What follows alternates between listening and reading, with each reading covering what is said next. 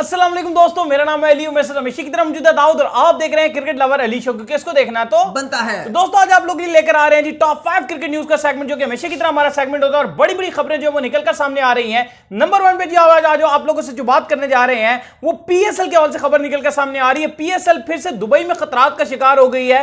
अब 3 नए different countries के वेन्यूज निकलकर सामने आ रहे हैं। वो क्या है वो आप लोग से शेयर करेंगे। नंबर 2 पे अब पाकिस्तान टूर ऑफ इंग्लैंड को लेकर एक अपडेट आ रही है और बड़ी अपडेट है इंग्लैंड की टीम को लेकर। वो क्या सीन है वो आप लोग से शेयर करेंगे। नंबर 3 पे जो हम आप लोगों से बात करने जा रहे हैं जी वो मिसबाउल हक के हवाले से खबर निकलकर सामने आ रही है। मिसबाउल हक ने प्रेस कॉन्फ्रेंस की और उसमें उनसे कोच से रिलेटेड सवाल किया गया कि क्या कोच तब्दील होना चाहिए, जिसमें उनका बड़ा बयान निकलकर सामने आया। वो क्या है वो आप लोग से शेयर करेंगे। स्क्वाड के ऊपर भी जो अपडेट आई है वो भी आप लोग को देंगे। इसके बाद नंबर 4 स्पेशली मिडिल ऑर्डर के हवाले से मतलब बड़ी बड़ी तब्दीलियों की कुछ आगाही दी है वो आप लोग को बताएंगे।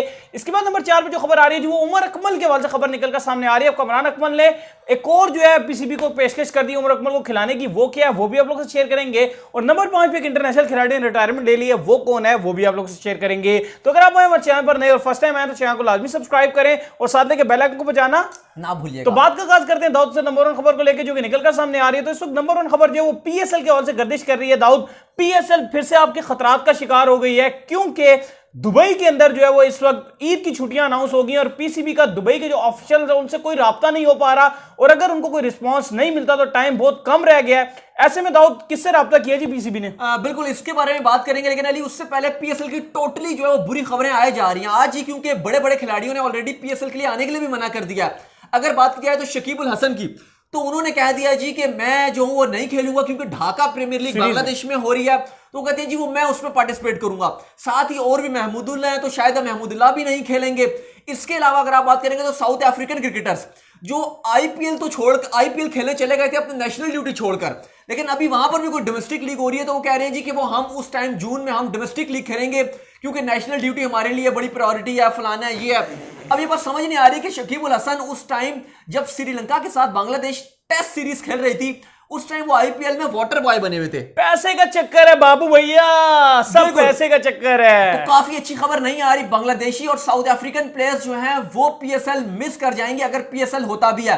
साथ ही अगर बात की जाए तो बड़ी खबर निकल कर आ रही है कराची की मैनेजमेंट से, जो ग्राउंड की नेशनल कराची जो स्टेडियम है कराची का, वहां का जो ग्राउंड स्टाफ है उसको पीसीबी ने हुक्म दे दिया है कि आप तैयार रहो और तैयारियां शुरू कर दो। क्यों? ना सिर्फ दाऊद कराची को हुक्म दिया बल्कि खबर यह भी आ रही है कि पीसीबी ने श्रीलंका और इंग्लैंड से भी राब्ता कर लिया है कि रिमेनिंग के तौर पर इनको भी रखा जा सकता है एज अ बैकअप वेन्यू के, हो सकता है इन जगह पे भी हो जाए पीएसएल। बिल्कुल, श्रीलंका से भी पीसीबी जो है वो सेकंड प्रायोरिटी पे जो है वो श्रीलंका को देख रहा है और उसके बाद काफी दूर जाके जो है वो इंग्लैंड को भी सोच रहा है, लेकिन इंग्लैंड का अभी तक जो है बातचीत नहीं की गई, लेकिन क्योंकि इंग्लैंड को भी पीसीबी ने अपने मद्देनजर रखा हुआ है। इसके अलावा जो हमारा नेक्स्ट जो आएगा, जो कल का शो होगा, याद रहे उसके अंदर हम आपको कुछ बताएंगे कि एशिया कप के भी कुछ चांसेस बन सक रहे हैं। क्या पॉसिबिलिटीज है, वो क्या सीन है, एशिया कप का कुछ खबरें हैं, वो आप कल वाले हमारे शो में जो दोपहर को आएगा उसमें वो आपको पता चलेगा। लेकिन फिलहाल अली जैसे भी आपने बताया कि अब क्योंकि जो दुबई है यानी कि यूएई, वहां पे भी जो है छुट्टियों का ऐलान हो गया ईद का, तो पीसीबी तो ये चाह रहा था कि यूएई जो है वो ईद की छुट्टियों से पहले हमें बता देता कि पीएसएल को वो होस्ट कर रहे हैं या नहीं कर रहे, क्योंकि बहुत लंबे हैं ना वीजा। अली श्रीलंका को और अगर बात की जाए तो बांग्लादेश को और इवन नेपाल को जो है वो बैन किया हुआ है। तो उस सिनेरियो में फिर यूएई ने ट्रैवल बैन लगाया हुआ, तो यूएई इतनी आसानी से नहीं खोलेगा।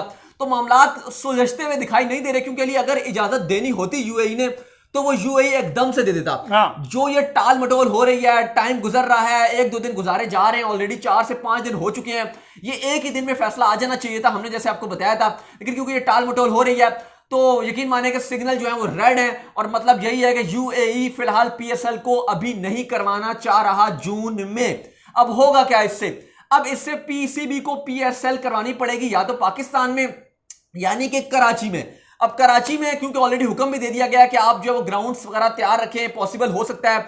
दूसरा ऑप्शन श्रीलंका है। श्रीलंका में ये प्रॉब्लम आएगी कि जो लॉजिस्टिक्स सामान वगैरह सारा पहुंचाना वो इतना आसान नहीं रहेगा, क्योंकि श्रीलंका ने भी जो है वो आगे भारत के साथ जो है वो होस्ट करना। लेकिन वो उनके जुलाई में सीरीज है, जून में भी जो है वो महीना उनका खाली है, जून में हो सकता है। चले वो फिर, क्योंकि ग्राउंड्स उनके पास भी इस टाइम कम है, कोविड की वजह से उन्होंने भी एक शायद दम्बोला का ग्राउंड रखा हुआ है जिसमें वो मैचेस करवा रहे हैं। कोलंबो में नहीं करवा रहे। मुश्किल हालात लग रहे हैं आपके जो है ना, दिन ब दिन मुश्किलात बढ़ रही है। अगर आप इंग्लैंड की तरफ जाते हैं तो फिर आपको फायदा नहीं बल्कि आप लॉस की तरफ चले जाओगे। ग्राउंड बहुत महंगे हैं, बहुत महंगा ग्राउंड्स ना सिर्फ महंगे हैं बल्कि आप खिलाड़ियों को क्वारंटीन भी सख्त है। फिर आप सारे खिलाड़ियों को वहां पर क्वारंटीन करवाओगे, फिर वहां पर बायोसिक्योर बबल अगर क्रिएट करता है पीसीबी तो लग पता जाएगा ऐसे पाउंड्स खर्च होंगे ना कि जैसे हक होता है। तो वो किसी भी तरीके से वारे का सौदा नहीं होगा। अगर आप इंग्लैंड में कराते हो तो पैसा बहुत लग जाएगा।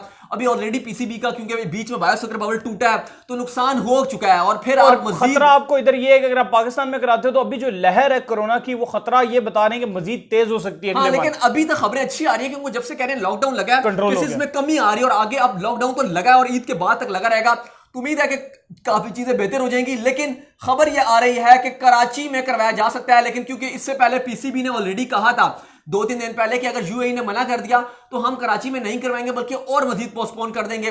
लेकिन साथ ही ये बुरी खबर भी आ गई कि साउथ अफ्रीकन खिलाड़ी भी नहीं आ रहे और बांग्लादेशी खिलाड़ी भी नहीं आ रहे, और अगर ये भी नहीं आएंगे तो फिर मामलात काफी मुश्किलात का शिकार हो जाएंगे। सही हो गया। इसके बाद दाऊद जो खबर निकलकर सामने आ रही है जी, वो खबर आ रही है इंग्लैंड से। जैसे कि आप तमाम लोगों को पता है कि साउथ अफ्रीका दौरे पे हमने साउथ अफ्रीका को सही करके पेला था और साउथ अफ्रीका के जो मेन खिलाड़ी थे वो आईपीएल के लिए रवाना हो गए थे। अपनी नेशनल ड्यूटी को उन्होंने कहा था अल्लाह हाफिज बाबू भैया मैं चलता हूं। लेकिन अब खबर आ रही है जी इंग्लैंड से, क्योंकि पाकिस्तान की और इंग्लैंड की सीरीज शेड्यूल है जुलाई में और एक्सपेक्टेड जो आगे निकलकर सामने आ रहा है जी, ये आईपीएल जो रिमेनिंग था इसको भी जो कहा जा रहा है कि जुलाई अगस्त में कहीं ना कहीं जो है वो शेड्यूल कर सकते हैं। मतलब इसी के अगस्त के बाद आप कह लें, वर्ल्ड टी20 से पहले। हाँ, लेकिन उन्होंने ये कहा कि हमारा जो टूर है ना उधर का, सॉरी जो पाकिस्तान है ना, इंग्लैंड ने, मैं आपको वो बताने लगा था जो हमने इंग्लैंड जाना 15 अक्टूबर को। हाँ, अक्टूबर, तो अक्टूबर में जो हो सकता है कि पीएसएल जो है, आईपीएल जो इससे पहले जो है वो हो जाए। लेकिन अब इंग्लैंड के जो मेन बंदे उन्होंने ये कहा कि हम अपने खिलाड़ियों को रिलीज कोई नहीं करेंगे। उन्होंने पाकिस्तान का टूर करना है, बांग्लादेश का टूर करना, तो ये ऐसे ही होगा भाई।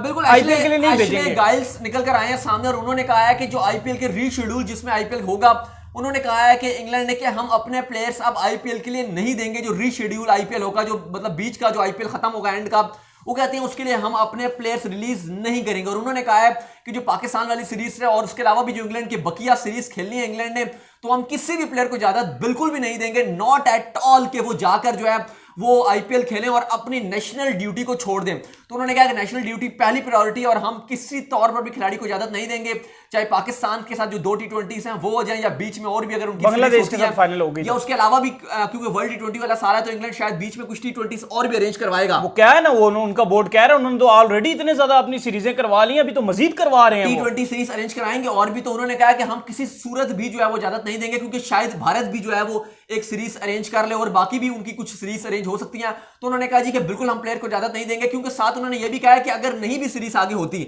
वो कहते हैं क्योंकि हमारा बिजी शेड्यूल है तो आगे वर्ल्ड टी20 वाला साल है और उसके बाद ठीक वर्ल्ड टी20 के बाद एशेज शुरू हो जाएगा। हाँ। ठीक मिड ऑफ नवंबर से एशेज से शुरू हो जाना है। तो कहते हैं कि हम नहीं चाहते कि हमारे खिलाड़ी अब थकान का शिकार हो, तो वर्ल्ड टी20 और जो एशेज है उसमें हम चाहते हैं कि हमारी टीम जो है वो बिल्कुल ताजा दम उतरे, तो हम अपने मेन खिलाड़ियों को बिल्कुल भी आईपीएल के लिए जाने नहीं देंगे। साथ ही अगर बात की जाए तो ऑस्ट्रेलिया का भी यही मसला है। ऑस्ट्रेलिया भी क्योंकि एशेज आ रहा है और वर्ल्ड टी20 आ रहा है, तो ऑस्ट्रेलिया भी कह रहा है कि अब हम मजीद अपने प्लेयर्स को आप आईपीएल का जो बकिया पार्ट होगा उसमें जाने की इजाजत नहीं देंगे। और ऑस्ट्रेलिया वालों को तो वैसे भी जो है इस बार बहुत ज्यादा नसीहत हुई है। इस बार जितने भी जो उनका स्टाफ है जो वापस जा रहा है उनको बड़े मसले हैं इस बार, जो है उनकी गवर्नमेंट बहुत तकलीफ है। फंसे हुए हैं। वो बड़ा सुनने में आ रहा है कि रॉकेट शॉकेट से वो डर शर गए हैं खिलाड़ी, बड़ा कोई मामलात खराब हुए तो मैं पढ़ रहा था, थोड़ा सा मेरे सामने से गुजरा था अखबार की, जो चैनल ने उड़ा दिया। हाँ, पता नहीं शायद उसका ही था, बरल मेरे एक सेकंड के लिए मेरे सामने से गुजरा था, अखबार में देख रहा था, तो उसमें ये बता रहे थे कि काफी खिलाड़ी जो हैं वो डरे हुए हैं मालदीव्स में, जो ऑस्ट्रेलियन खिलाड़ी हैं बड़े परेशान हैं। हाँ, चाहे स्टीवन स्मिथ हो जाए, डेविड वार्नर हो जाए, बहरहाल हमारी यही दुआ है कि वो सेफ एंड साउंड जो अपने घरों में रवाना हो जाए। बिल्कुल सही हो गया। इसके बाद जो खबर निकलकर सामने आ रही है वो मिसबाहुल हक के हवाले से आपके खबर निकलकर सामने आ रही है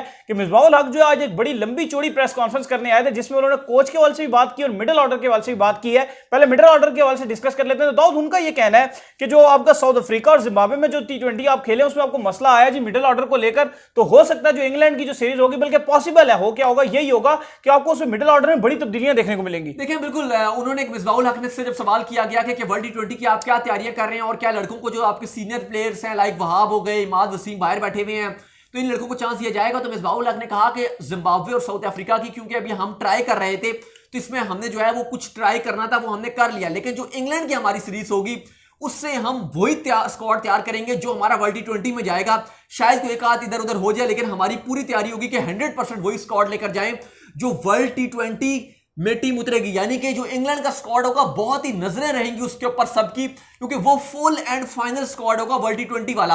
हाँ, अगर खुदा ना खास्ता कोई बहुत ही किसी खिलाड़ी के पैथेटिक परफॉर्मेंसेस आ गई या मीडिया का कोई बहुत प्रेशर बन गया, कोई अच्छा प्लेयर हुआ, तो वो इन एंड आउट हो सकता है। अदरवाइज बिल्कुल 19-20 की बात है। अदरवाइज मिसबाहुल हक ने कहा है कि वही स्क्वाड जाएगा वर्ल्ड टी20 में जो इंग्लैंड के लिए जाएगा, क्योंकि हमारे पास ये आखिरी मौका और बहुत अहम सीरीज है इंग्लैंड की।